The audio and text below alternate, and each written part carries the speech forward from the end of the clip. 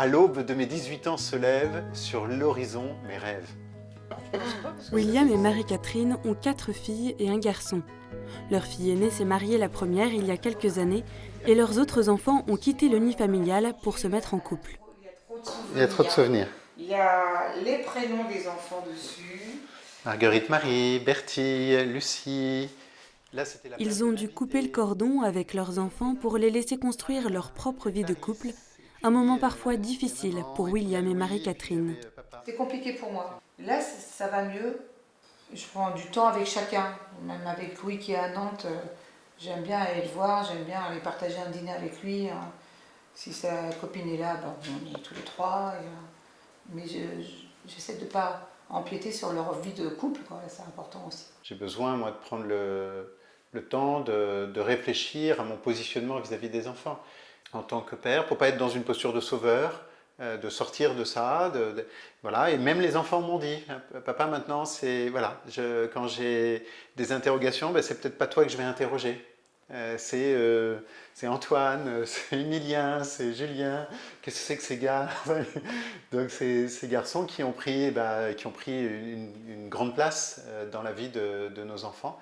Et c'est bon ça, mais voilà, moi ça m'invite à prendre une autre place. Là, c'est notre deuxième Lucie avec Émilien. Accueillir les conjoints des enfants est toujours un défi. Dans la famille, ça s'est fait petit à petit. On n'a pas accueilli nos valeurs ajoutées tout de suite à la maison. On a été très sensible au fait qu'il fallait que ce petit couple-là qui était en train de naître, peut-être qu'on ne soit pas trop dans leur intimité au départ. Et c'était important, parce qu'on sait que le jour où nos aînés, enfin tous nos enfants nous ont présenté la personne de leur cœur, là, eh bien c'était quelque chose de sérieux, c'était très solide.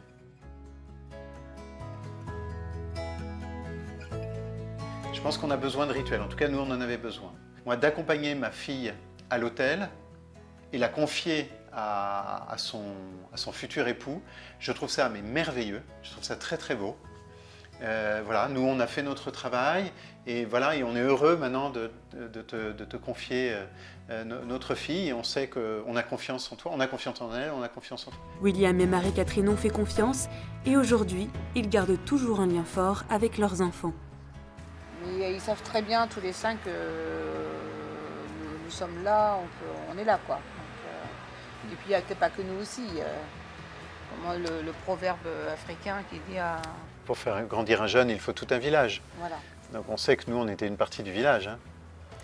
Et que voilà, il y a plein d'autres gens qui sont là autour d'eux. Hein.